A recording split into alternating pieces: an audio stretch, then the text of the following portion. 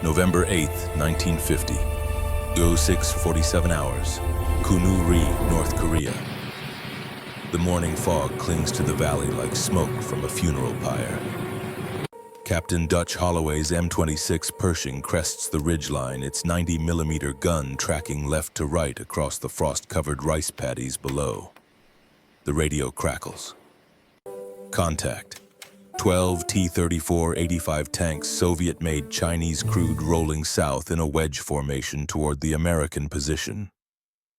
Holloway doesn't hesitate. Gunner Sabot tank. The first shot punches through a T-34's turret at 800 yards. The Soviet tank erupts, its ammunition cooking off in a pillar of orange flame that climbs 40 feet into the gray Korean sky. The second T-34 dies the same way, then the third, 4 American Pershings against 12 communist tanks. The mathematics should favor the enemy. They have numbers, they have position, they have the tactical advantage, but 7 minutes into the engagement, something impossible happens. 3 T-34s simply stop moving. No fire, no smoke, no impact crater from an American shell. The hatches pop open and the crews scramble out, running north without weapons, without gear, without explanation. Their tanks sit silent in the mud turrets, frozen mid-traverse, like iron monuments to a battle that never finished. Holloway lowers his binoculars. What the hell just happened? His gunner, a farm kid from Nebraska named Morrison, shakes his head. Sir, we didn't even shoot at those 3. The remaining T-34s retreat.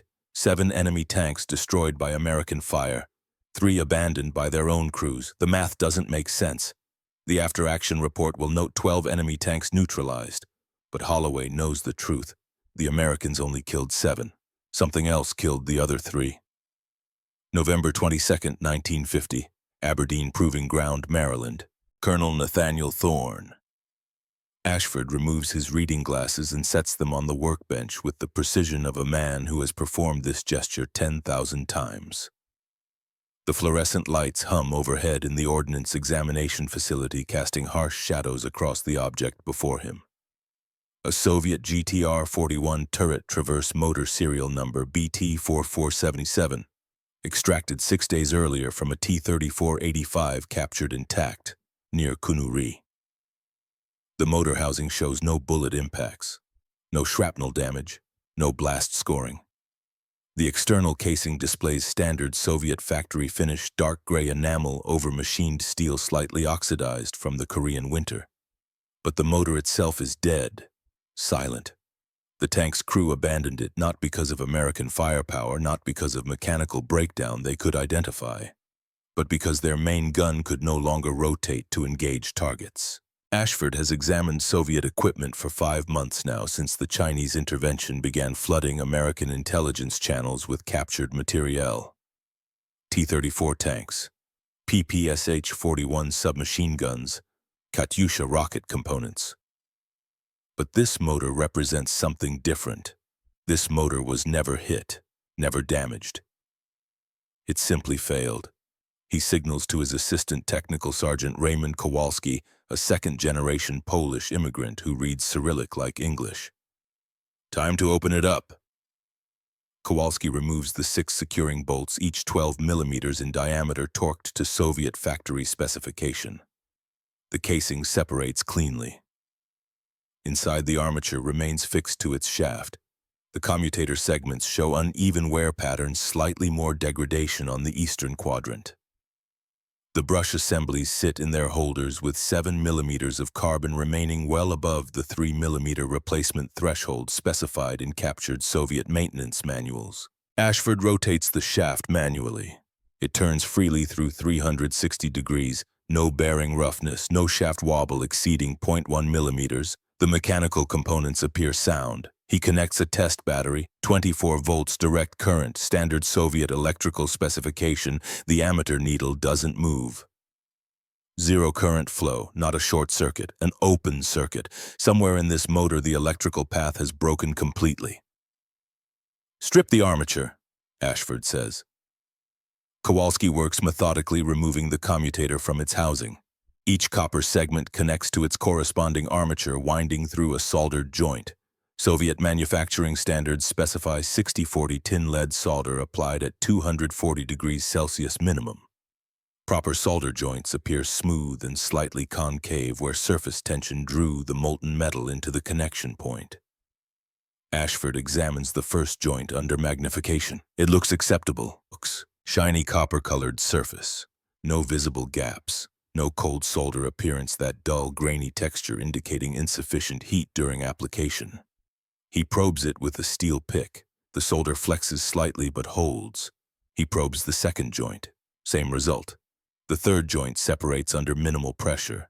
The solder simply lifts away from the copper segment, leaving the wire end exposed. No force required. Just the gentle pressure of a blunt tool applied by a man who has performed this test on German Tiger tank components 7 years earlier. Ashford tests every joint systematically. 27 of 36 show the same failure mode. The solder hasn't cracked from vibration or thermal cycling. It never properly adhered to the copper in the first place. He places a sample under the facility's metallurgical microscope at 100 times magnification. The copper surface shows a dark film between metal and solder, copper oxide. When copper oxidizes, solder cannot wet the surface. The molecular bond never forms. Proper manufacturing procedure requires flux, typically rosin-based, to remove oxidation and prevent reoxidation during the soldering process. Ashford sees no evidence of flux residue. The dark oxide layer is uniform and undisturbed. Someone assembled this motor without proper flux application, or using flux so degraded it provided no cleaning action whatsoever. He straightens from the microscope and speaks to the empty room, a habit developed during 30 years of solitary technical work. They're making the same mistake. Kowalski looks up. Sir, the Germans, 1943, Tiger tanks, same defect, same root cause.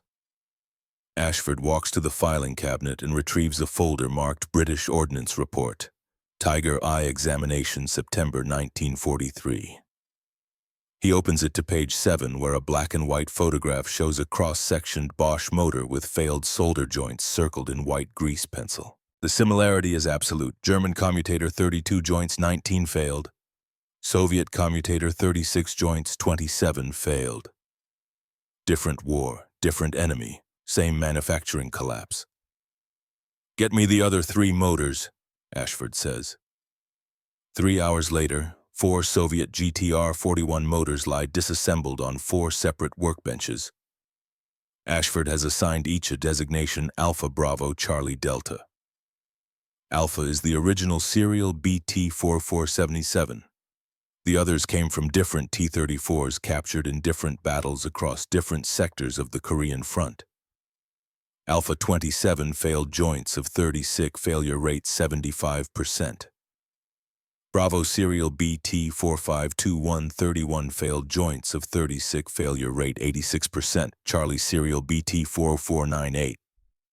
24 failed joints of 36, failure rate 67%. Delta serial BT-463329 failed joints of 36, failure rate 81%. Average failure rate across all 4 units 76.4%.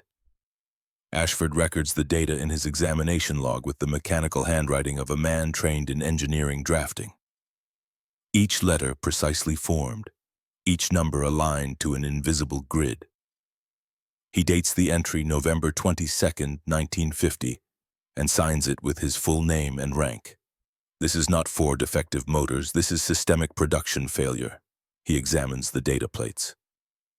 All 4 motors manufactured at Stalingrad Tractor Factory, all 4 produced in January or February 1950. All 4 inspected by the same quality control stamp K47. In the German examination reports from 1943, British investigators identified Inspector K47 as Karl Hoffman, a 52-year-old former toolmaker forced into inspection duty under impossible conditions. Hoffman inspected motors at 1/4 the time required to perform the specified tests. He wasn't incompetent, he was drowning. Now 7 years later, Soviet Inspector K47 was doing exactly the same thing. Different factory, different inspector, same fatal mathematics. Ashford closes his logbook and walks to the facility telephone. He dials an internal extension. 2 rings. A woman's voice answers. Colonel Ashford for General Patterson. Tell him I need 30 minutes tomorrow morning. Priority. The voice hesitates. Sir, the General's schedule. Tell him I found why we're winning in Korea, and tell him it has nothing to do with our tanks. November 23, 1950. Pentagon, Arlington, Virginia. Major General William Patterson occupies an office on the 3rd floor of the Pentagon's E-Ring, where windows overlook the Potomac River and the Washington Monument beyond. Patterson is 59 years old, West Point class of 1914, a veteran of both World Wars who spent 1944 coordinating tank production schedules between Detroit and the European theater. He understands logistics. He understands industrial capacity.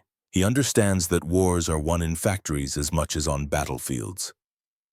Ashford enters at precisely 0800 hours, carrying a leather portfolio containing photographs, metallurgical analysis reports, and a single conclusion that will change how American intelligence views enemy manufacturing for the next 40 years. Patterson doesn't waste time on pleasantries. You said we're winning. Explain. Ashford opens the portfolio and places 4 photographs on Patterson's desk. Close-up images of failed solder joints magnified 100 times each, showing the same dark oxide layer between copper and solder. Soviet T-34 turret motors are failing at a rate of 76%, Ashford says. Not from combat damage, from manufacturing defects that should never have passed factory inspection. Patterson studies the photographs. 4 motors, small sample. 4 motors from 4 different tanks captured in 4 different battles, all manufactured at the same facility, all showing identical defects. Ashford places a statistical summary on top of the photographs. I'm requesting immediate analysis of every captured Soviet motor we can obtain. If this pattern holds across a larger sample, we're not looking at isolated failures, we're looking at industrial collapse. Patterson leans back in his chair. Outside, a C-54 transport climbs toward cruising altitude, its 4 engines leaving contrails across the November sky. The Soviets are producing 500 T-34 tanks per month. If their motors are failing at 76%, why are we still fighting them?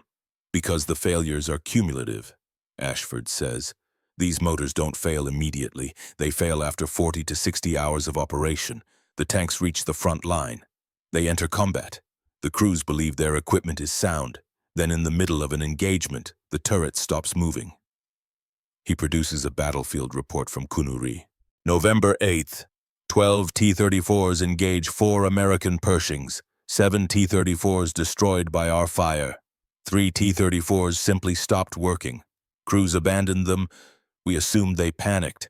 I don't think they panicked. I think their motors failed. Patterson reads the report. You're telling me the Soviets are killing their own tanks?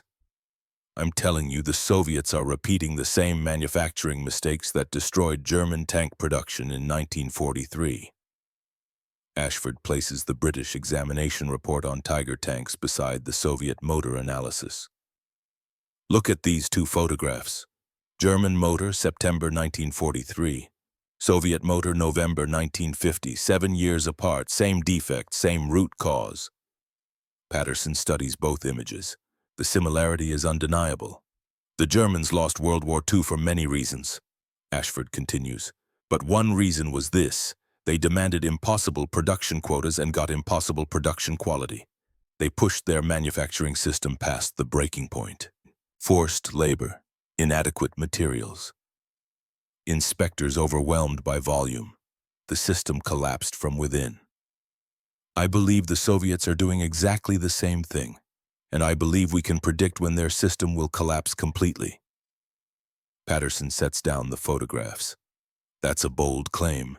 It's a testable claim. Give me access to every Soviet motor we capture. Give me 3 months of data. I'll build you a model that predicts Soviet tank reliability better than their own engineers can. Patterson considers this. Outside, another transport climbs skyward, carrying supplies to the west coast to ships bound for Korea, to the war that has already killed 30,000 American soldiers in 5 months. You'll have your access, Patterson says, but I want weekly reports, and if this theory is wrong, if it's wrong you can reassign me to counting blankets in Alaska, Ashford says, but it's not wrong. The evidence is in the copper oxide. Patterson almost smiles. Get me the evidence. I'll get you the resources. December 3rd, 1950, Aberdeen Proving Ground. 10 days later, Ashford's examination bench holds 11 Soviet GTR-41 motors, all captured in Korea between August and November 1950. He has tested 423 individual solder joints. 324 show oxide layer failure, 76.6%. Statistical variation from his initial 4-motor sample, 0.2%, negligible. But the data reveals something else, something he didn't expect.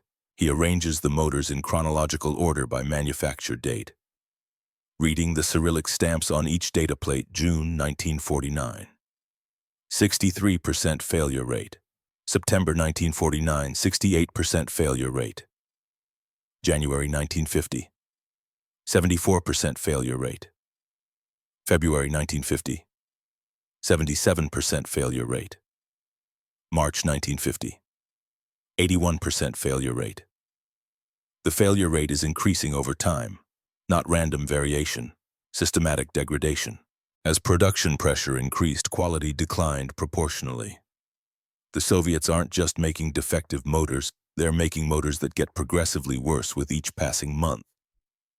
Ashford plots the data on graph paper, drawing a curve that rises from left to right with the inevitability of a ballistic trajectory.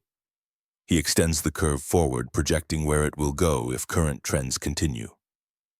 By February 1951, predicted failure rate 84%. By May 1951, predicted failure rate 87%. By August 1951, predicted failure rate 90%. At 90%, the motors become essentially non-functional. At 90%, the Soviet T-34 becomes a pillbox with an immobile gun. At 90%, the war changes. He reaches for the telephone. December 10th, 1950, CIA Headquarters, Washington, D.C. The woman across the table introduces herself as Evelyn Crane, Liaison Officer between CIA Technical Intelligence and Military Ordnance Analysis. She is 38 years old, Yale graduate, fluent in Russian and German, 10 years in intelligence work that she cannot discuss in detail. She wears a gray suit and pearl earrings. Her handshake is firm. General Patterson said you have questions about Soviet manufacturing. Crane says, ask. Ashford slides the statistical analysis across the table. I need everything CIA knows about the Stalingrad tractor factory, production capacity, workforce composition, quality control protocols, supply chain, everything. Crane studies the graph. Why Stalingrad specifically? Because every failed motor I've examined came from there, and because the failure rate is accelerating. That suggests something systemic at the production facility itself. Crane makes a note. We have limited intelligence on internal factory operations. Soviet security is, I don't need perfect intelligence. I need any intelligence. Worker testimonies, defector interviews, intercepted communications, anything that explains why their quality control is collapsing. Crane closes her notebook. Give me 2 weeks, maybe 3. I need it in 1 week. That's not. In 1 week, another 500 Soviet motors will roll off that production line, Ashford says. Based on current failure rates, 380 of them will be defective. That's 380 T-34 tanks that will reach Korea, enter combat, and fail at the worst possible moment for their crews. I need to know if this pattern continues. I need to know if it accelerates. I need to know when their system breaks completely. Crane studies him. You're not just analyzing motors, you're predicting the end of their production capacity. I'm predicting the consequences of demanding the impossible and being surprised when you get impossible results. The Germans did it. The Soviets are doing it. Someone needs to document it so we don't do it ourselves. Crane picks up the statistical analysis. 1 week. I'll see what I can do. December 18th, 1950. Aberdeen Proving Ground. The package arrives by courier at 14:30 hours. Plain manila envelope, no return address, sealed with red wax, stamped with an eagle. Inside, 43 pages of intelligence reports translated from Russian, Polish, German, Chinese. Defector testimonies. Interrogation transcripts. Signal intercepts. Reconnaissance photographs of the Stalingrad facility taken from high altitude.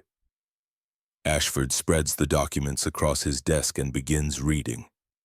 Report 1, Defector testimony. Viktor Sokolov, former production supervisor, Stalingrad tractor factory, defected to West Germany, September 1950. The quota was impossible. 500 motors per month. We had 1,840 workers. 60% were Gulag prisoners. They had no training. We gave them 4 hours of instruction and put them on the assembly line. What else could we do? The orders came from Moscow. Meet quota or be replaced, and replacement meant arrest. Report 2, Signal intercept. Soviet Ministry of Defense to Stalingrad factory director, August 12, 1950. Reports from Korea indicate unacceptable mechanical failure rates. Implement immediate corrective measures. Production quota remains 500 units monthly. Quality and quantity both required. Improve quality but don't reduce output. The exact same impossible demand the German High Command made in August 1943 regarding Tiger tank production. The exact same doomed logic. Report 3, Reconnaissance photograph analysis. Stalingrad tractor factory. November 1950. The photograph shows the factory from 18,000 feet. Long rectangular buildings, railroad sidings, smokestacks. But the CIA analyst has circled something else, a large open area behind Building 7, where hundreds of cylindrical objects sit in rows. The notation reads, estimated 300 to 400 rejected motors awaiting rework, indicates quality control failures exceeding rework capacity. 300 rejected motors, that's 2/3 of a month's production. That's not quality control, that's manufacturing collapse caught in the act. Report 4, interrogation transcript. Chinese POW Captain Lee Sung-ho captured November 28, 1950. Liaison officer to Soviet advisors, July-October 1950. Question, describe conditions at Stalingrad factory. The workers were starving, 800 calories per day. Many were prisoners. I saw 3 die from exhaustion in 2 months. The Soviet supervisors beat workers who fell behind quota. There was no concern for quality, only speed, only numbers. Question. Did you observe sabotage? No, I observed survival. The workers did what they had to do to avoid punishment. If that meant bad workmanship, they did bad workmanship. They had no choice. Ashford reads this twice. No sabotage, just survival. The same pattern the British found in German factories in 1943. Workers pushed past human limits, producing defective equipment not from malice but from impossibility. He finds the final document, a single sheet, CIA internal memo classified top secret. To Technical Analysis Division from Asset Nightingale, Stalingrad factory date. December 10, 1950. Source reports flux supplies insufficient since August. Workers instructed to reuse old flux or dilute with machine oil to extend supply. Inspector Volkov, K-47, deceased November 14th. Heart failure at workstation. No replacement assigned. Current production proceeding without quality inspection. Ashford sets down the memo. Inspector Volkov is dead. The man whose stamp appears on every failed motor Ashford has examined. Dead at his station. No replacement for 3 weeks. Motors shipping without any inspection at all. The system isn't collapsing. The system has already collapsed. What's shipping to Korea now isn't equipment, it's scrap metal with serial numbers. He pulls out his graph paper and updates the projection. If motors are shipping completely uninspected, the failure rate won't stop at 90%. It will approach 100%. Every motor, every tank, every crew. The telephone rings. Ashford picks up. Colonel, this is General Patterson. I need you in Washington tomorrow morning. The Joint Chiefs want to hear your analysis. I'll be there. And Ashford, bring evidence. They're going to ask if we should bomb the Stalingrad factory. You need to convince them not to.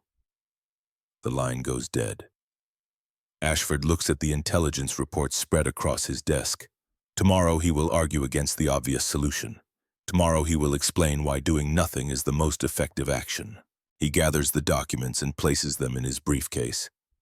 Tomorrow he will stand before the Joint Chiefs of Staff and argue for patience, for observation, for letting the enemy defeat themselves. Tonight he drafts the argument that will define the rest of his career. December 19th, 1950. Joint Chiefs of Staff Conference Room, Pentagon. The conference room seats 12. Today it holds 8, the Joint Chiefs General Patterson, 2 CIA representatives and Colonel Nathaniel Thorne Ashford, who stands at the head of the table with a briefcase full of evidence and a thesis that sounds like treason. General J. Lawton Collins, Army Chief of Staff, speaks first. Colonel, you're going to tell us not to bomb a factory that's producing tanks killing American soldiers. This should be interesting. Ashford opens his briefcase. I'm going to tell you that the Stalingrad factory is already destroying more Soviet tanks than we are, and if we bomb it, we'll actually help them. He distributes copies of his statistical analysis. 77% of Soviet turret motors are defective. That percentage is increasing monthly. By February, we project 84%. By summer, 90%. The factory is in terminal decline. Admiral Forrest Sherman, Chief of Naval Operations, studies the graph. Your sample size is 11 motors. 11 motors from 11 different tanks captured across a 4-month period, all showing identical defects, all manufactured at the same facility. The consistency itself is evidence of systemic failure. Or evidence of sabotage, Sherman says. No. Ashford places the CIA intelligence reports on the table. This is evidence of sabotage. Worker testimonies, defector interviews, all consistent. The failure isn't intentional, it's inevitable. The Soviets are demanding 500 motors monthly from workers who are starving, untrained, and terrified. They're demanding quality without providing time, materials, or training to achieve it. The system is collapsing under its own weight. General Hoyt Vandenberg, Air Force Chief of Staff, leans forward. And if we bomb the factory, we give them an excuse, Ashford says. Right now, Moscow knows they have quality problems, but they're blaming Korean conditions, Chinese crews, American propaganda. If we bomb the factory, they'll blame us. They'll rebuild. They'll fix the actual problems. They'll start producing working motors again. So we let them keep producing garbage, Collins says.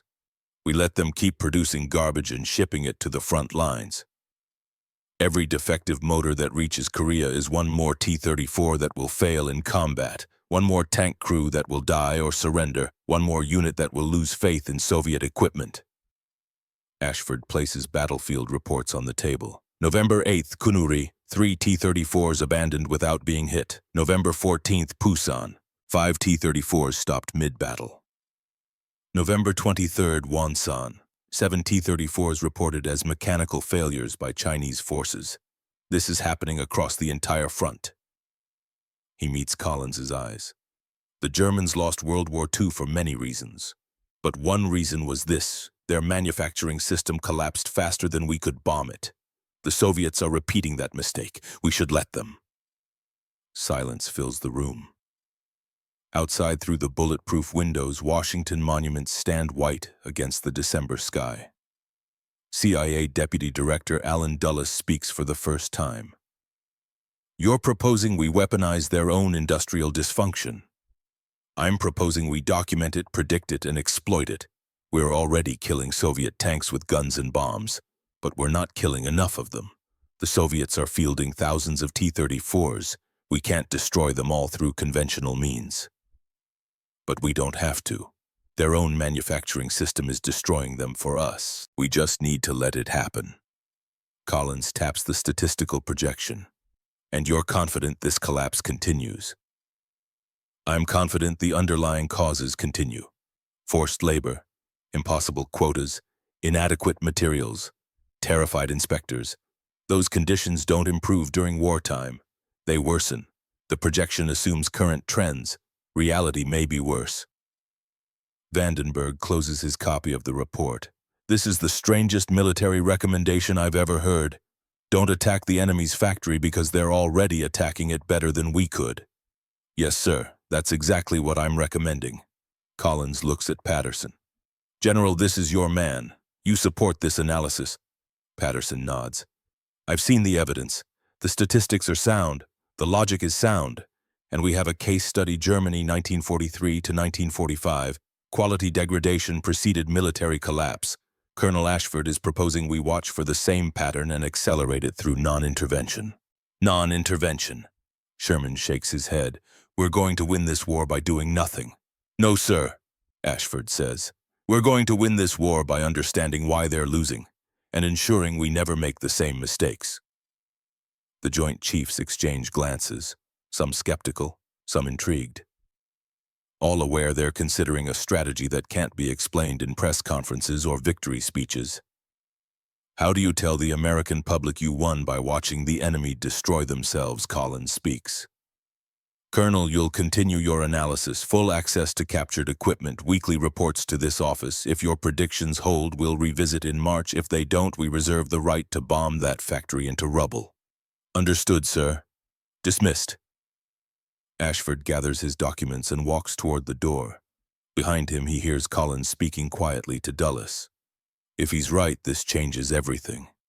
If he's wrong, we've lost 3 months we could have spent bombing. Ashford doesn't turn around. He knows he's right. The evidence is in the copper oxide, in the failed solder joints, in the graph that curves upward with mathematical certainty. The Soviets are collapsing. They just don't know it yet, but they will. By summer, they'll know it in blood and burning tanks. And the lesson will reshape how America wages war for the next 40 years. February 14th, 1951. Aberdeen Proving Ground, Maryland. The winter morning arrives, gray and cold frost coating the windows of the Ordnance Examination Facility. Colonel Nathaniel Ashford stands before a workbench that now holds 23 Soviet GTR-41 motors arranged in precise chronological order by manufacture date. Each motor tells the same story. Each motor confirms the pattern. He has spent 12 weeks performing the same examination sequence on every captured motor the Army can deliver. Remove housing, extract armature, test solder joints, measure oxide layer thickness, record failure rate.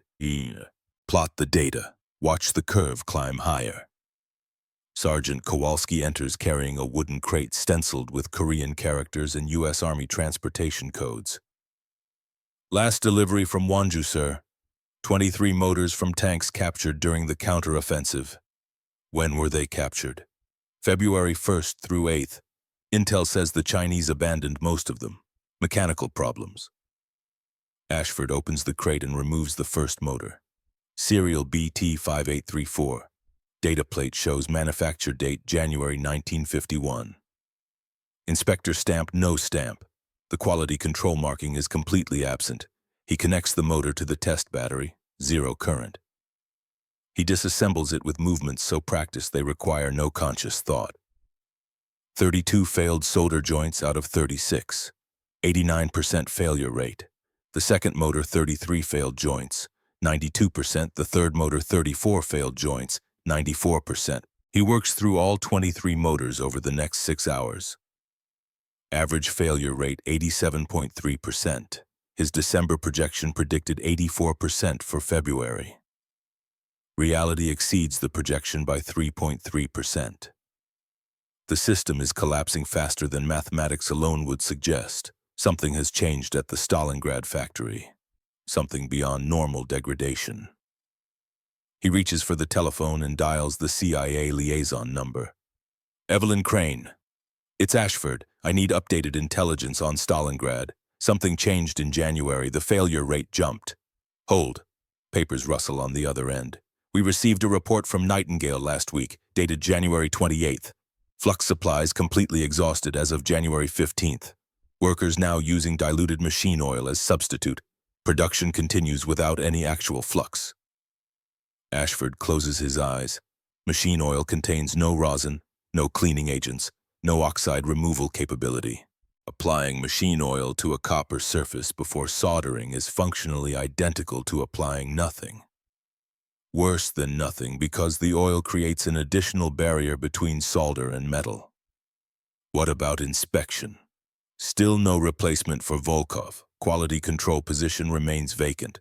Moscow sent directive ordering factory to maintain quota. No mention of quality standards. So they're shipping motors assembled with machine oil and no inspection. That's Nightingale's assessment. She also reports worker deaths increased, 4 in January alone, malnutrition and exhaustion. Ashford opens his logbook and records the information. 4 workers dead, hundreds more dying slowly, all to produce motors that don't work, all to meet quotas that mean nothing when the product fails immediately upon use. I need to brief the Joint Chiefs. These motors are essentially non-functional. If this continues, Soviet tank effectiveness will approach 0 by summer. I'll arrange the briefing. When? Tomorrow. This can't wait. February 16, 1951, Joint Chiefs of Staff Conference Room, Pentagon. Ashford stands before the same 8 men who heard his initial presentation in December. This time he brings a metal case containing 3 items: a failed Soviet motor, a microscope slide showing the oxide layer, and a graph with a red line climbing toward 100%. General Collins speaks first. Your December projection predicted 84% failure rate for February. What did we actually see? 87.3% across 23 motors captured at Wanzhou. The Soviets exhausted their flux supplies in mid-January and began using machine oil as a substitute. That accelerated the degradation beyond normal projections. Admiral Sherman leans forward. Machine oil doesn't work. Machine oil creates an additional barrier preventing molecular bonding between solder and copper. It's worse than using nothing. Ashford places the microscope slide on the table. This is a joint from a motor manufactured in January. The oil layer is visible as a dark film. The solder is literally sitting on top of the copper without any actual connection. The electrical path exists only through pressure contact. Any vibration breaks it. Vandenberg studies the slide.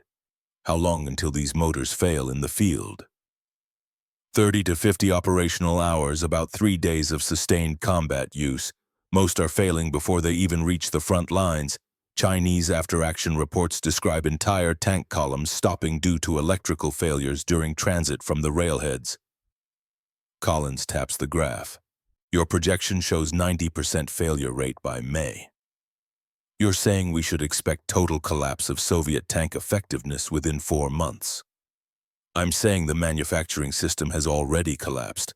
What we're seeing now is the delayed effect propagating through their logistics chain. Motors produced in January are reaching Korea now. Motors produced in February will arrive in March. Each month's production is worse than the last. By summer, the T-34 becomes militarily irrelevant. Silence fills the room. Through the windows, the Potomac River flows gray and cold toward Chesapeake Bay. CIA Deputy Director Dulles opens a folder. We've received additional intelligence from Nightingale. She reports conditions at the factory are deteriorating. Worker deaths, supply shortages, no supervision. Moscow continues demanding 500 motors monthly. The factory is shipping whatever they produce regardless of functionality. So the Soviets know they have a problem, Sherman says. They know they have problems, Dulles corrects. Plural. Food shortages, labor shortages, material shortages. They're treating the motor failures as one problem among many, not the symptom of systemic collapse. That's the key difference between knowing something is wrong and understanding why it's wrong. Ashford nods. The British made the same observation about German production in 1944. The Germans knew their equipment was failing. They blamed sabotage, Allied bombing, worker morale. They never acknowledged the actual cause: impossible demands, creating impossible conditions, creating impossible results. The Soviets are following the same pattern. Collins closes his folder. Continue monitoring. I want weekly updates on failure rates, and I want comparative analysis of German production collapse timelines versus Soviet collapse. If this pattern holds, we may be witnessing something unprecedented, an enemy military force defeating itself through industrial dysfunction. Yes, sir. One more thing, Colonel. If you're wrong about this, if the Soviets somehow fix their production and we've spent 4 months watching instead of bombing, that's on you. Understood, sir. But the evidence is conclusive. The curve doesn't lie. March 8, 1951, Aberdeen Proving Ground. The motors arrive in larger shipments now. 53 captured at Operation Ripper, 41 from the Han River crossings, 37 from Hongchon. The examination bench can no longer hold them all.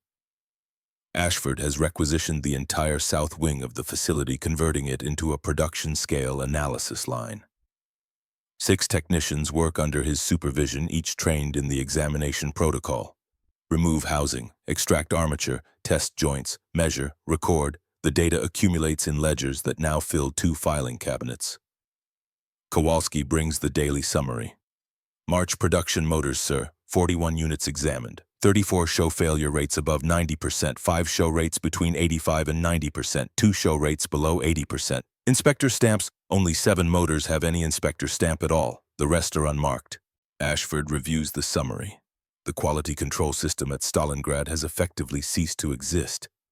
Motors are being assembled by workers with minimal training using substitute materials with no inspection and shipped directly to the front lines. The telephone rings. Kowalski answers, listens, and covers the mouthpiece. Sir, it's Agent Crane. She says it's urgent. Ashford takes the phone. Crane, we intercepted a signal from Moscow to Stalingrad, dated March 5th. I'm reading it verbatim. Factory Director Orlov dismissed for failure to meet quality standards. Replacement Director ordered to implement immediate corrective measures. Monthly quota increased to 520 units effective April. No excuses accepted. Ashford feels something cold settle in his chest. They fired the factory director and increased the quota. That's Stalin's solution: more pressure, more threats, more impossible demands. That guarantees complete collapse. You can't fix a manufacturing crisis by increasing production pressure. That's like treating a heart attack by running faster. The Germans did exactly the same thing in late 1944. Crane says. Increased quotas replaced managers, threatened workers. Quality continued degrading until the factories were producing non-functional equipment. Send me everything you have on Soviet factory management changes. Personnel, quotas, directives. I need to document this for the Joint Chiefs. Already compiled. Courier will deliver within the hour. Ashford hangs up and walks to the window overlooking the Aberdeen test ranges. Outside, an M26 Pershing fires its 90mm gun at a target hulk 800 yards distant. The shell impacts with a flash and a crack that rattles the window glass. American tank, American crew, American manufacturing that works because the system producing it hasn't been pushed past the breaking point. He thinks about Inspector Volkov dead at his workstation. About Nightingale, whoever she is, risking execution to send intelligence reports about flux shortages. About the Chinese tank crews climbing into T-34s powered by motors assembled with machine oil by workers dying of starvation. This isn't just military intelligence. This is documentation of human systems failing under inhuman pressure. The courier arrives 37 minutes later. March 24, 1951. Near Munsan-ni, Korea. The battle report arrives via secure teletype at 0340 hours Washington time. Ashford reads it in his quarters, having given standing orders to be notified immediately of any engagement involving significant T-34 losses. Engagement: Chinese Spring Offensive, Munsan-ni sector. Enemy forces estimated 800 infantry, 89 T-34 tanks. American Forces 7th Infantry Division 64th Tank Battalion with 23 M26 Pershing tanks. Duration 4 hours 12 minutes. Results: 27 T-34s destroyed by American fire. 51 T-34s reported as abandoned or disabled without enemy contact. 11 T-34s withdrew successfully. Chinese casualties: 347 killed, over 600 wounded or captured. American casualties: 19 killed, 43 wounded. Ashford reads the numbers twice. 51 tanks abandoned or disabled without contact. 57% of the Chinese armor force eliminated without American forces firing a shot. The ratio of self-disabled to combat destroyed has exceeded parity for the first time. The Soviets are now destroying more of their own tanks than the Americans are. He plots the data on his master graph. The red line representing Soviet self-inflicted losses crosses the blue line representing American combat kills in late March 1951. The curves continue diverging. By summer, the projection shows Soviet self-inflicted losses exceeding combat losses by a factor of 2 to 1. The telephone rings. General Patterson. Ashford, I'm looking at the Munson-Knee report, 51 tanks self-disabled. Yes, sir. The projection predicted this crossover point for early April. We're 3 weeks ahead of schedule. The Joint Chiefs want a comprehensive briefing, not just motor analysis, total assessment of Soviet manufacturing collapse and its impact on Korean operations. Can you have that ready by April 2nd? I can have it ready by March 30th. Make it thorough. We're considering whether to share this intelligence with our allies, the British, French, Canadians. They need to understand what they're seeing in the field. Understood, sir. Ashford hangs up and retrieves his master file. 4 months of examination reports, statistical analyses, intelligence summaries, battlefield correlations. The file now contains over 300 pages of documentation proving a single thesis: tyrannical systems destroy themselves through their own inefficiency. He begins drafting the comprehensive report. April 2nd, 1951. Joint Chiefs of Staff Conference Room, Pentagon. The conference room holds 14 people today. The Joint Chiefs, CIA representatives, British military attaché, Canadian liaison, 2 stenographers recording every word. Ashford stands at the head of the table with a briefcase containing 4 months of evidence and a conclusion that will reshape Cold War strategy. He begins without preamble. Between December 1950 and March 1951, we examined 217 Soviet GTR-41 turret motors captured in Korea. Average failure rate 81%. Failure rate trend increasing. Current projection shows 90% failure by May, 95% by August. He distributes bound copies of his report. But the motors are only symptoms. The actual problem is systemic manufacturing collapse under impossible production pressure. This pattern is not new. We observed it in German production between 1943 and 1945. The Soviets are repeating it. General Collins opens his copy. Walk us through the comparison. Ashford projects 2 graphs side by side on the wall screen. Left, German Tiger tank motor failures 1942 through 1945. Right, Soviet T-34 motor failures 1949 through 1951. The curves are nearly identical. Stable quality during peacetime production, sharp degradation when quotas increase, accelerating collapse when forced labor replaces skilled workers, terminal failure when materials become scarce. British attaché Colonel Pemberton raises his hand. We documented the German collapse in real time. Our ordnance teams examined Tiger components throughout the war, but we didn't predict it. We only understood it retrospectively. Correct, Ashford says. This time we're predicting it in real time, and our predictions are proving accurate within 3%. That gives us strategic advantage. We know Soviet tank effectiveness will continue degrading. They don't. They think they can fix it through management changes and increased pressure. That guarantees they can't fix it. Dulles speaks from the CIA section. We've also intercepted communications suggesting the Soviets are aware of quality problems but misdiagnosing the cause. They blame Korean weather, Chinese maintenance procedures, American sabotage, anything except their own production system. Admiral Sherman studies the graphs. So they're trapped. They can't reduce quotas because Stalin demands numbers. They can't improve quality because improving quality requires reducing speed, and they can't acknowledge the real problem because that would mean admitting systemic failure. Yes, sir, they've created a closed loop that can only end one way: complete manufacturing collapse. Collins leans back. What's the timeline for complete collapse? Based on current trends, Soviet T-34 production becomes militarily irrelevant by September 1951. Irrelevant meaning failure rates exceed 95%. At that point, fielding the tanks becomes counterproductive.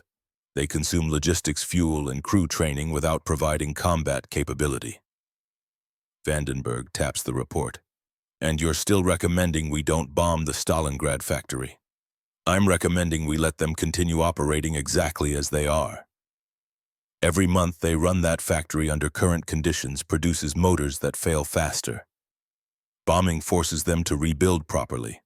Non-intervention allows the dysfunction to compound. Canadian liaison Colonel Mackenzie speaks for the first time. This is the most cynical military strategy I've ever encountered. Victory through watching the enemy commit industrial suicide. It's not cynical, sir. It's observational.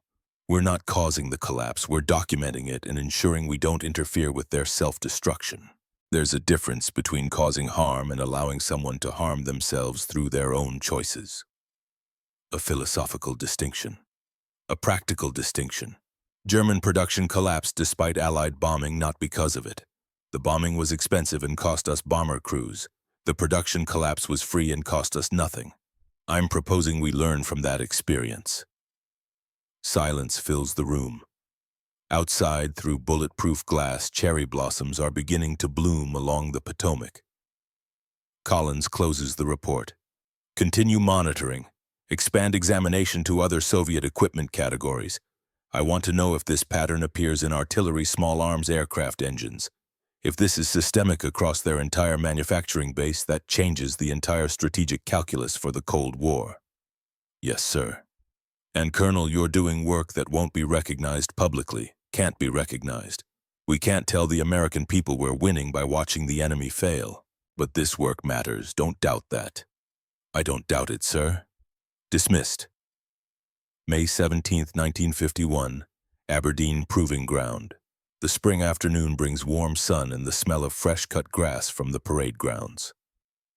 Ashford sits in his office reviewing the latest batch of examination reports when Agent Crane arrives unannounced, carrying a leather portfolio marked Eyes Only. We received a communication from Nightingale, Crane says without greeting. Dated May 10th. She's reporting significant developments at Stalingrad. Ashford gestures to the chair across from his desk. Go ahead. Crane opens the portfolio and removes a typewritten translation. I'll read the relevant sections. New factory director Major Petrov arrived April 29th. Former quality engineer from Gorky plant. Petrov immediately ordered production halt for 3 days to assess conditions. Moscow countermanded halt after 1 day. Petrov threatened with arrest. Production resumed under same conditions as before. So Moscow sent someone qualified and then prevented him from doing his job. It gets worse. Petrov requisitioned flux supplies, new solder replacement brushes. Request denied due to material allocation priorities. Petrov requested inspector staff increase. Request denied due to labor allocation. Petrov reduced quota to 300 units monthly to allow quality improvement. Moscow overruled. Quota remains 520. Petrov stated, quote, I cannot produce quality under these conditions. I can only produce scrap. Ashford makes notes.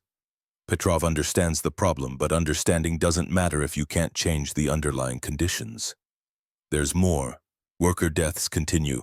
5 in April, 7 in first 10 days of May. Malnutrition primary cause. Petrov requested increased food rations for workers. Denied. Petrov requested medical staff. Denied. Petrov submitted resignation May 8th. Resignation rejected. He was ordered to remain at post or face arrest for desertion. They've trapped their only competent manager in an impossible situation. Crane nods. Nightingale concludes with this.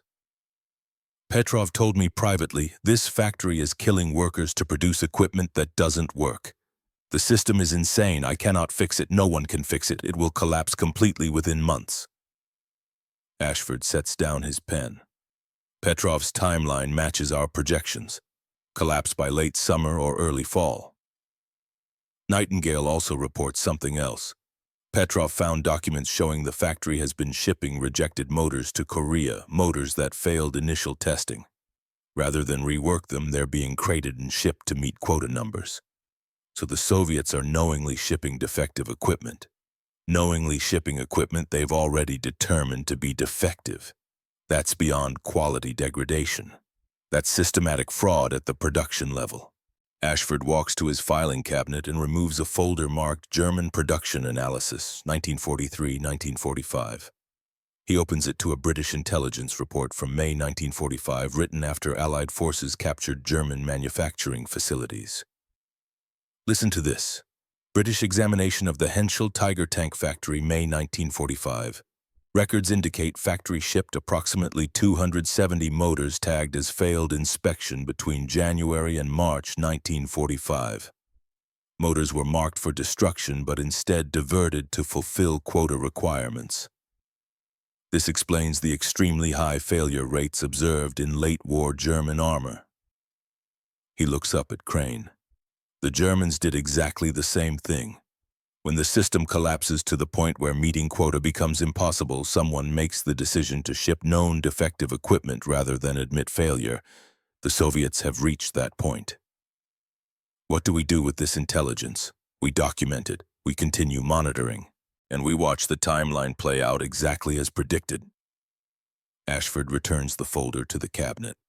Stalin's system demands the impossible. The factory delivers the impossible motors that impossibly don't work. And the Chinese soldiers in Korea die because tyranny is incompatible with quality. Crane stands. Nightingale is requesting extraction. She believes her cover is compromised. Someone reported her to factory security for asking too many questions about production problems. Can you extract her? We're working on it, but she's deep in Soviet territory. Extraction will be difficult. Try. She's provided intelligence that's shaped American strategy for 6 months. We owe her. I'll pass that recommendation up the chain. After Crane leaves, Ashford returns to his examination reports. Another 47 motors arrived yesterday from the May offensives. He knows what he'll find before he opens the first housing. Failed joints, oxide layers, machine oil residue, the signature of a system eating itself alive. He thinks about Nightingale, whoever she is, risking execution to send reports about flux shortages and worker deaths. He thinks about Major Petrov, trapped in a factory he knows is producing garbage, unable to resign. Unable to fix anything, watching workers die for nothing. He thinks about the German inspector from 1943, Karl Hoffmann, who examined 47 motors per shift when the procedure required 40 minutes per motor. Hoffmann trying to do an impossible job under impossible conditions, producing impossible results. The pattern repeats, the tyranny repeats, the collapse repeats. And this time America is watching it happen in real time, learning the lesson written in copper oxide and failed solder joints: quality cannot be demanded. It must be built into the system. And any system that tries to bypass that truth destroys itself. Ashford opens his logbook and writes the date, May 17, 1951. Then he writes a single sentence that will appear in his final report to the Joint Chiefs. The enemy's greatest weapon against themselves is their own system. Our greatest weapon is understanding that system and ensuring we never build one like it. He closes the logbook and reaches for the first motor of the afternoon shift. The examination continues. July 3, 1951. 8th Army Headquarters, Seoul, South Korea. The heat inside the operations tent is oppressive, thick with humidity and the smell of canvas and sweat. Colonel Nathaniel Ashford stands before a wall-mounted map of the Korean peninsula, red pins marking recent engagements, blue pins showing American positions. General Matthew Ridgway, 8th Army Commander, studies a report with the focused intensity of a man who has spent 30 years reading between the lines of military documents. Your analysis predicted 90% motor failure by July, Ridgway says without looking up. What are we actually seeing? 92.4% across 83 motors captured in June. The Stalingrad factory is producing almost entirely non-functional equipment. Ridgway sets down the report. I need to understand what this means operationally. Not statistics. Battlefield reality. Ashford moves to the map and points to a cluster of red pins near the 38th parallel. June 23rd, Chinese offensive near Kumhua. Intelligence indicated 200 T-34 tanks would participate. Actual participation 47 tanks. The rest failed mechanically before reaching the jump-off line. He moves his finger north. June 28th, second wave attack near Chorwan. 130 tanks allocated, 62 reached the battlefield. Of those, 38 experienced mechanical failure during combat, net effective force 24 tanks. That's an 81% operational failure rate. Yes, sir, and it's accelerating. July 1st engagement near Quiet Valley. 94 tanks assigned, 17 reached combat, 9 remained operational throughout the engagement. 90% failure rate in a single action. Ridgway walks to the map and studies the terrain. The Chinese are losing their armored capability. They're losing their armored capability because Soviet manufacturing has collapsed. Every tank that reaches Korea now carries a motor that will fail. The only question is when. Before combat, during combat, or after. But it will fail. And Soviet response. They're increasing production quotas. Current directive demands 600 motors monthly from Stalingrad. That's a 20% increase over May quotas. The factory can't meet current quotas with functional equipment. Increasing the quota guarantees they'll ship even more defective motors. Ridgway returns to his desk and opens a folder. I'm authorizing you to examine Soviet equipment in theater, not just captured motors, entire tanks. I want comprehensive failure analysis. If this pattern holds across other systems, artillery vehicles, small arms, I need documentation. General, that will require forward deployment. Some of this equipment is captured within range of enemy artillery. I'm aware. You'll have armed escort and priority transport, but I need this analysis. If Soviet manufacturing is collapsing across categories, that changes how we fight this war. Ashford nods. I'll need a team, 6 technicians minimum, metallurgical equipment, portable examination gear. You'll have it. Departure in 48 hours. July 8, 1951, forward examination site, 12 miles south of the 38th parallel. The captured T-34 sits in a muddy clearing surrounded by pine forest, its hull scarred by bullet impacts, but structurally intact. Chinese markings are stenciled on the turret. The crew abandoned it 3 days earlier when the turret motor failed during a withdrawal action. American infantry secured it without firing a shot. Ashford's team works methodically in the summer heat.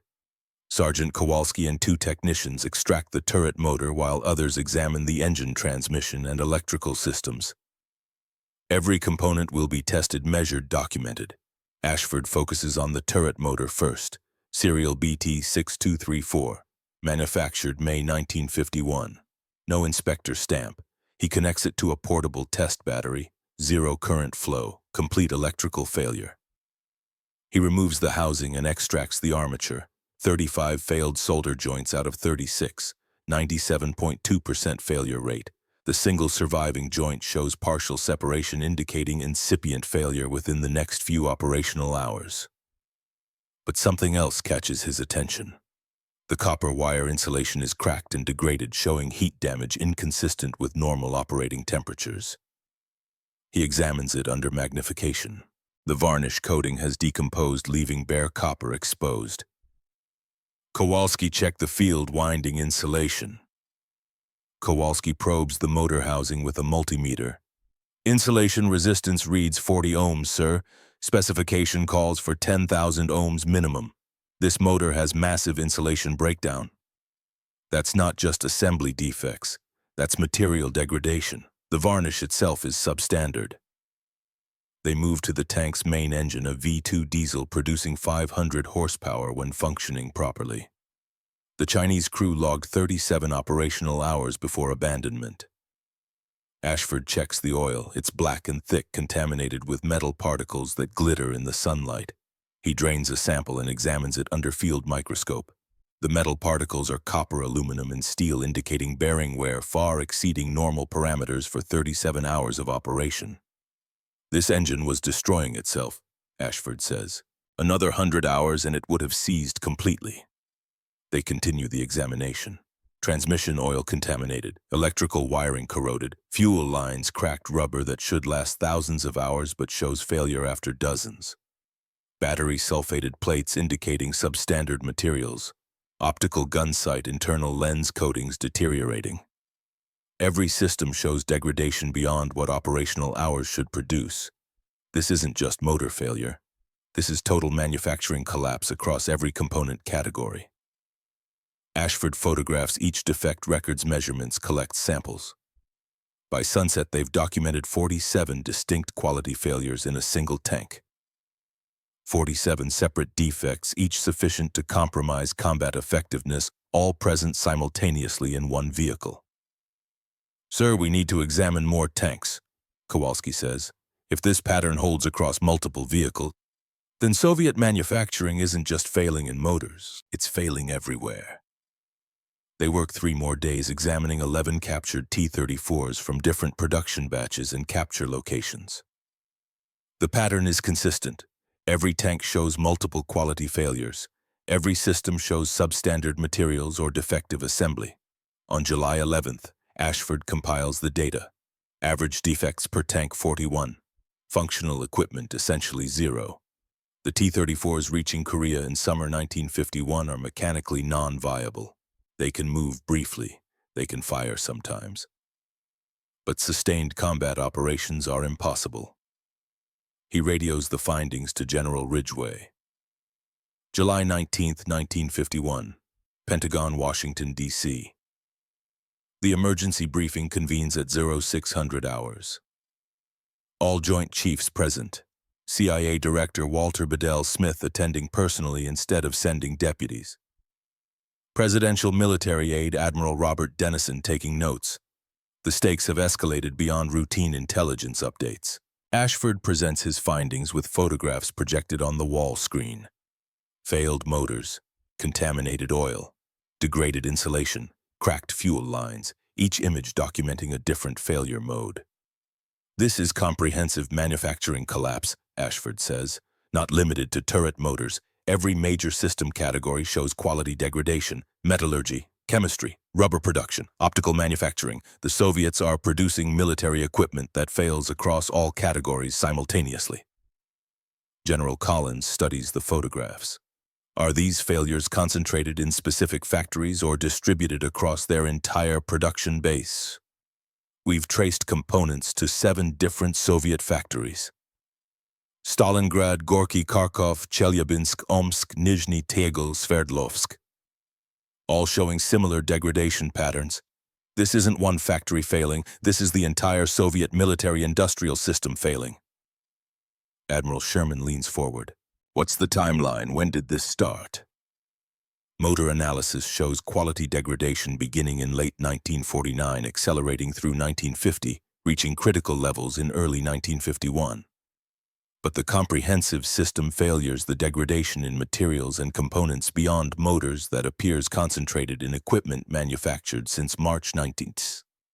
CIA Director Smith opens a folder. That timeline correlates with intelligence we've received about Soviet economic conditions. Forced collectivization failures in 1950. Widespread food shortages winter 1950-51. Industrial material allocations prioritizing weapons production over quality materials. Labor force exhaustion from unrealistic quotas.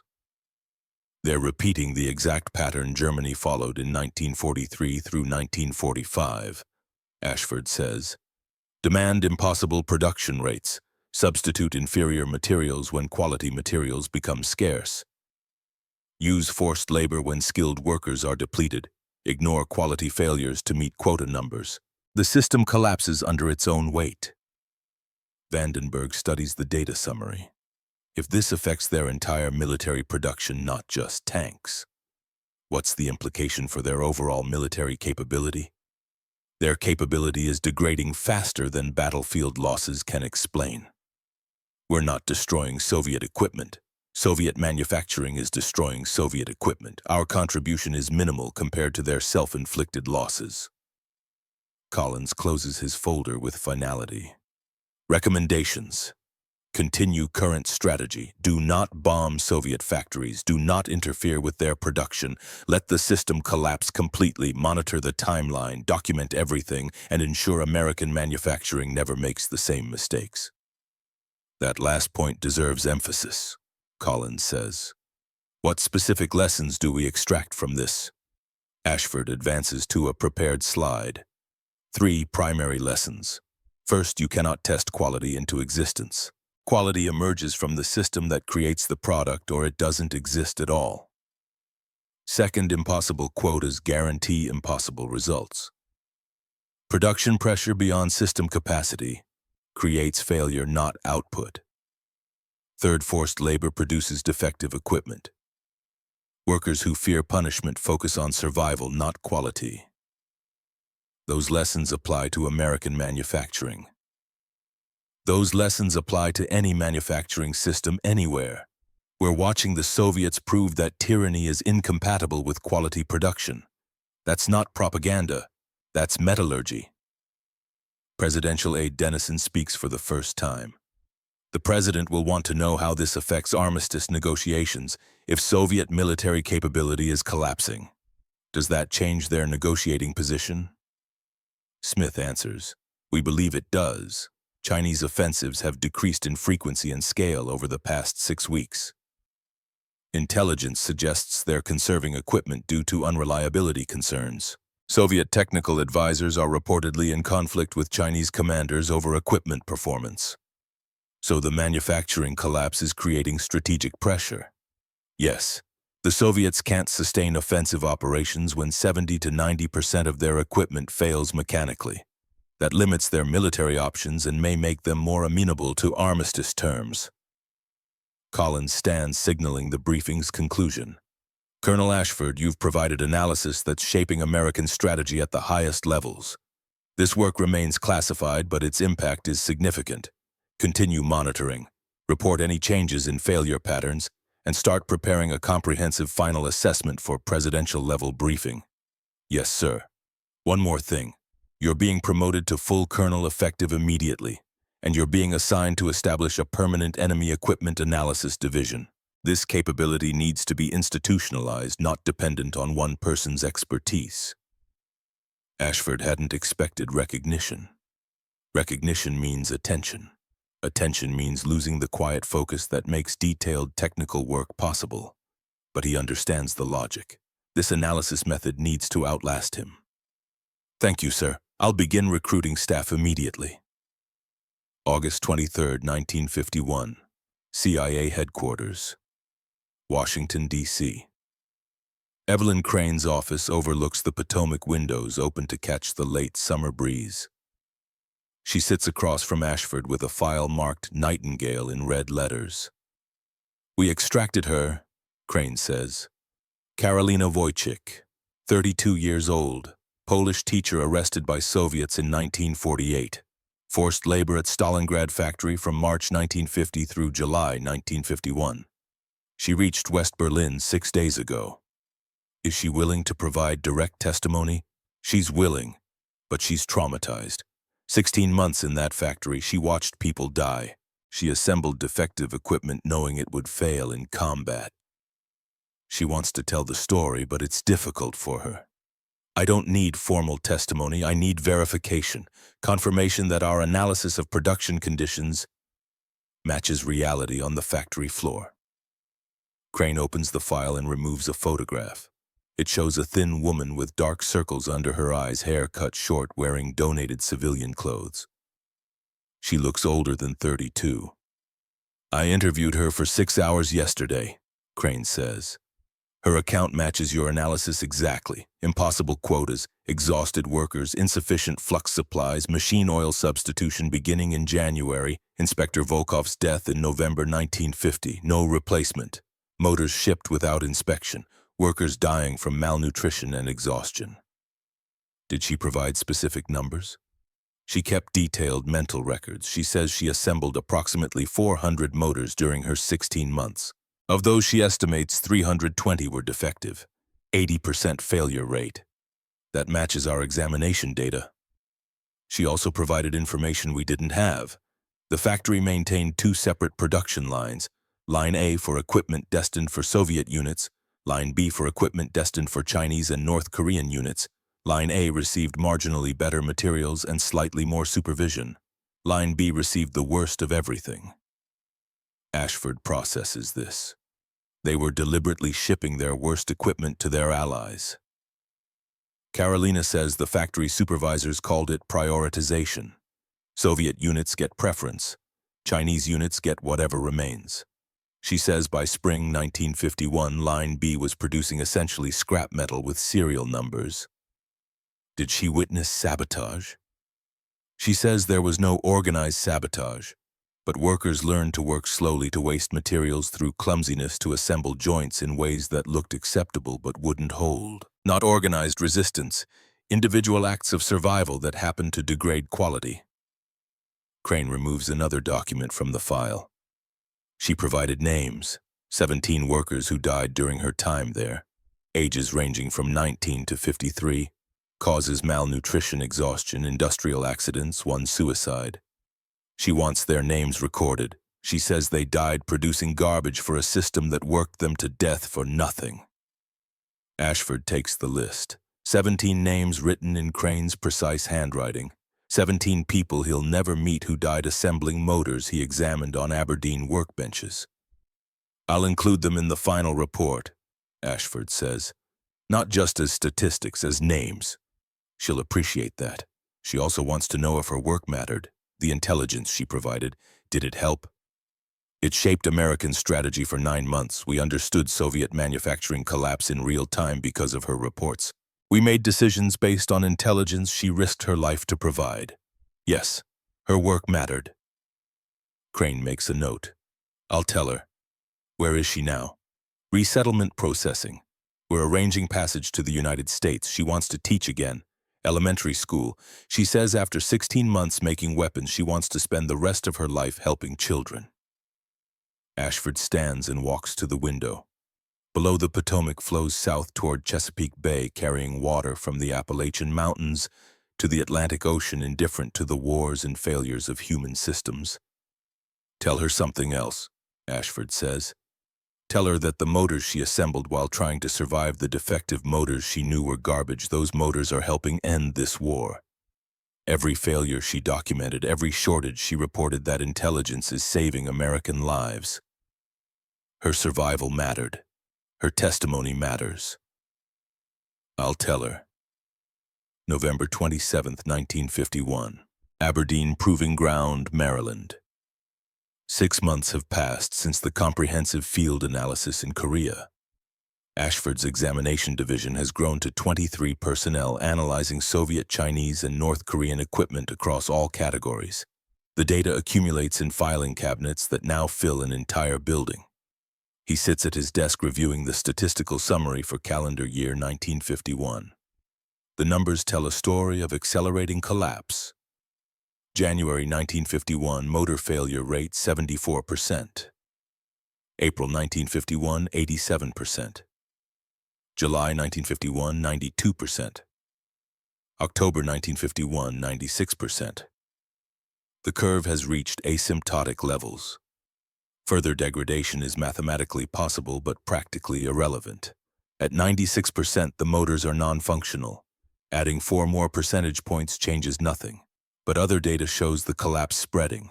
Artillery fire control systems, 78% failure rate. Truck transmissions, 81%. Radio equipment, 74%. Optical sights, 69%. Small arms, 34%, the lowest failure rate of any category, but still catastrophically high for infantry weapons. Soviet military equipment is failing across the board, not from American action, from systemic manufacturing dysfunction. The telephone rings. General Collins. Ashford, the armistice negotiations are progressing. Both sides are discussing permanent ceasefire terms. Intelligence assessment attributes Chinese negotiating flexibility partially to equipment reliability concerns. Your analysis is being cited in National Security Council discussions. The equipment failures are creating strategic pressure. They're creating acceptance of stalemate. The Chinese can't sustain offensive operations when their equipment fails at current rates. The Soviets can't supply replacement equipment fast enough. Both sides are recognizing military victory is unattainable. Your documentation of manufacturing collapse helped us understand we didn't need to defeat them militarily. We just needed to avoid losing while their system defeated itself. Ashford considers this. Sir, that's not a victory we can announce publicly. No, but it's a victory that matters. Wars aren't won only through firepower. Sometimes they're won through understanding why the enemy can't sustain their operations. That's what you provided. After the call ends, Ashford retrieves a folder from his locked cabinet. Inside 17 names written by Evelyn Crane. 17 workers who died at Stalingrad factory between March 1950 and July 1951. He's been researching them through CIA contacts, finding whatever biographical information exists in Polish and Soviet records. Józef Kowalski, age 23, former university student. Anatoly Mikhailov, age 41, former mechanic. Elena Sokolova, age 19, former teacher's apprentice. Names, ages, professions. Human beings reduced to forced labor, worked to death. Producing equipment that never functioned, their deaths serving no purpose except to prove that tyrannical systems destroy the people trapped within them. Ashford opens his final report document and creates a new section, Human Cost. He types the 17 names. He adds what biographical information exists. He writes a paragraph explaining these were not saboteurs or enemies, but victims of a system that demanded impossible results and killed workers trying to survive impossible conditions. The report will be classified. These names will never appear in newspapers or history books, but they'll exist in the official record preserved in government archives, a reminder that behind every statistical analysis of manufacturing failure are human beings who paid the price. He saves the document and continues writing. July 27, 1953, Aberdeen Proving Ground. The telephone call comes at 15:23 hours. The armistice has been signed at Panmunjom. After 3 years and 32 days, the Korean War is over. Not victory, not defeat, ceasefire, stalemate. The 38th parallel remains approximately where it began. American casualties, 36,574 killed, 92,000 wounded, 8,000 missing. Chinese and North Korean casualties estimates range from 400,000 to 1 million killed. The exact number will never be known. Soviet equipment losses in Korea never officially reported. American examination records document over 2,000 T-34 tanks captured or destroyed. Of those, 74.2% showed mechanical failure unrelated to combat damage. Ashford stands in his office holding the final equipment analysis report. 843 pages documenting 3 years of examination work, statistical analyses, failure pattern documentation, manufacturing system assessment, comparative analysis with German production collapse 1943-1945, predictions versus actual results, lessons learned, recommendations for American manufacturing standards, and buried in Section 717 names. He signs the cover sheet and dates it July 27, 1953. The report goes into classified archives where it will remain for 40 years. August 15, 1953. Ashford's home, Maryland. The evening sun slants through the study window, illuminating dust motes that drift like copper particles in contaminated oil. Nathaniel Ashford sits at his desk, the final report lying closed before him. 843 pages, 3 years of work, 17 names of the dead. His wife Margaret brings him coffee, sets it down without speaking. She learned years ago not to interrupt when he's in this mood, reflective, distant, calculating human costs in units too small for most people to see. "It's finished," he says. "The report, the war, the report, all of it." He touches the cover page. "I proved that systems fail, that tyranny destroys quality, that patience defeats aggression." He looks up at her. "And I can never tell anyone." Margaret sits in the chair across from him. The chair where Evelyn Crane sat, where generals sat, where students will sit. Does it matter, being recognized? No. He says it immediately, knows it's true. What matters is the lesson, that 17 workers died for nothing, that Inspector Volkov died at his station, that Karolina Wojcik survived to tell the story. What matters is ensuring it doesn't happen again. Can you ensure that? I can teach. I can document. I can train the next generation to read the signatures of failing systems. He opens the report to Section 7, 17 names. I can make sure these people are remembered even if only in classified files. Margaret stands, kisses the top of his head. Then it wasn't for nothing. After she leaves, Ashford writes one final note on the last page of his personal journal. Not for the official record, just for himself. I didn't save Korea by examining motors. I saved it by understanding that some battles are won by watching, waiting, and learning why the enemy defeats themselves. The hardest part is having the patience to let it happen. He closes the journal. Tomorrow he will begin planning his MIT curriculum.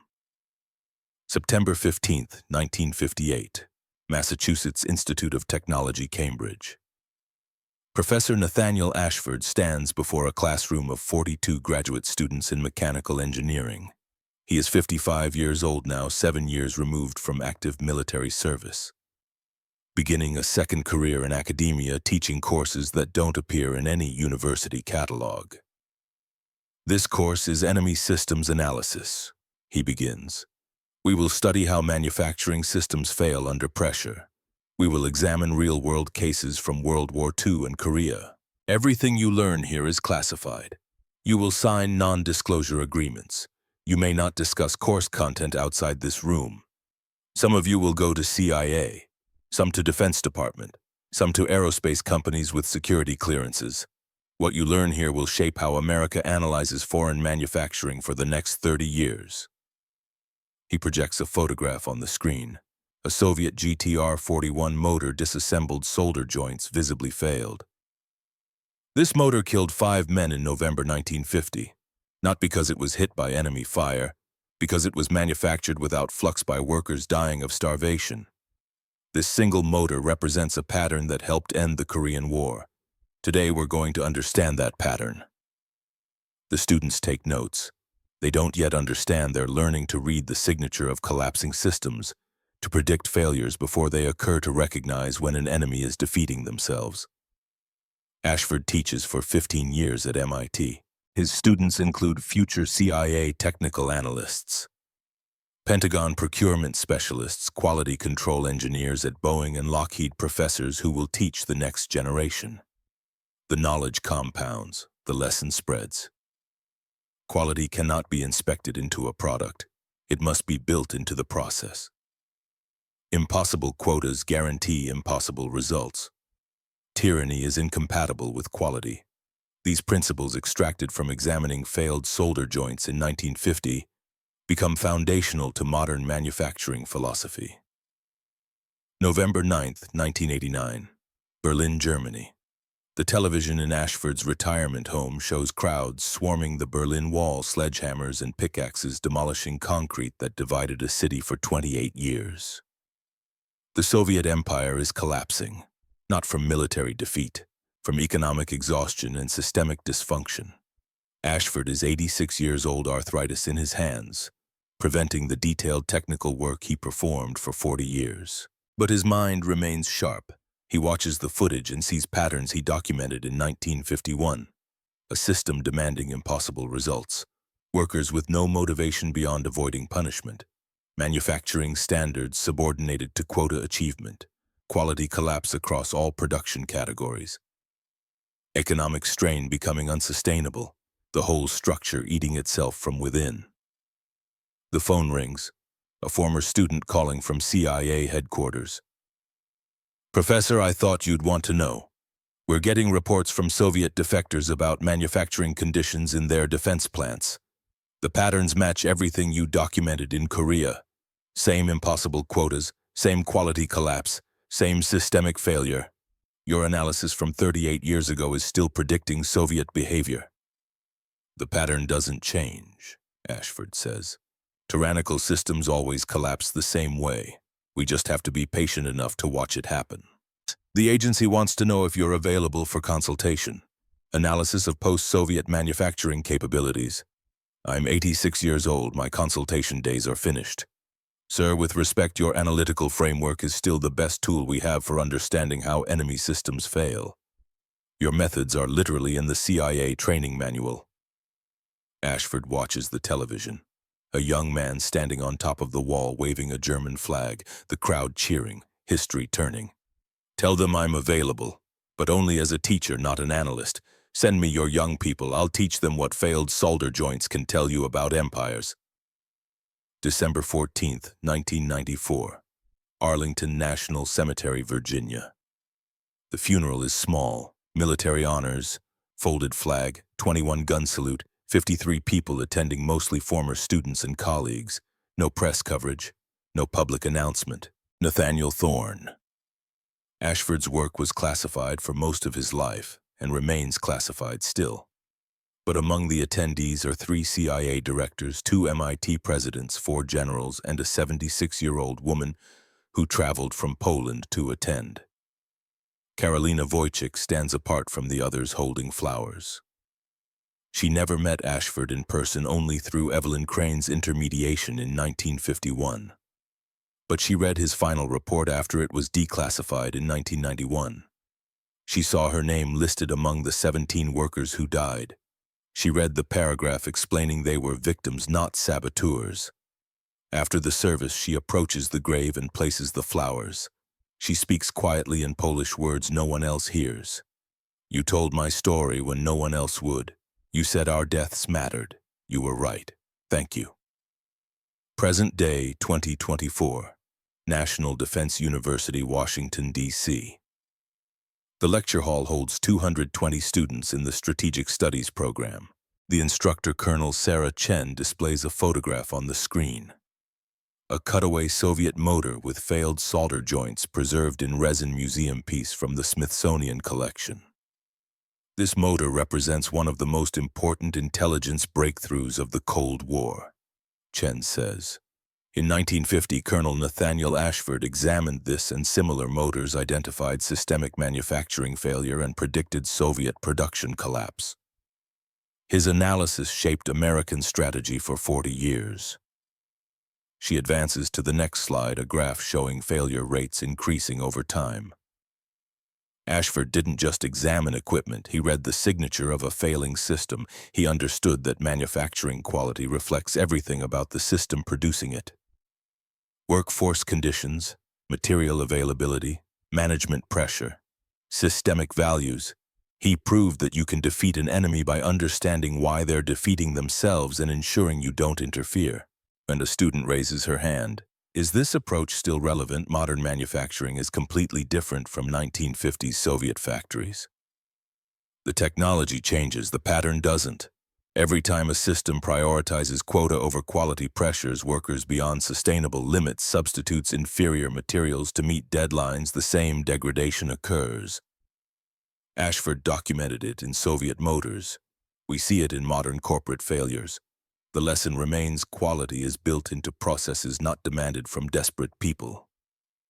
Chen displays the final slide text from Ashford's 1953 report. The enemy's greatest weakness is often the one they create themselves. Our job is not just to fight, but to understand why they fail and ensure we never make the same mistakes. That sentence changed how America conducts intelligence analysis.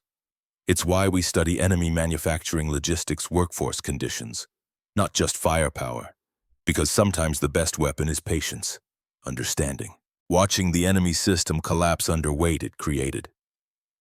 The students take notes. They don't yet know they're learning to read the same patterns Ashford identified 74 years earlier. They don't yet understand that failed solder joints in a Korean field contain more intelligence than satellite photographs of missile silos. But they will. Because the lesson written in copper oxide and machine oil, in 17 names of dead workers in 3 years of examining Soviet motors, that lesson doesn't expire. Tyranny is incompatible with quality. Systems that demand the impossible produce impossible results, and the empires that forget these truths collapse from within, defeated not by enemies but by their own fatal flaws. The examination continues. The pattern remains. The lesson endures.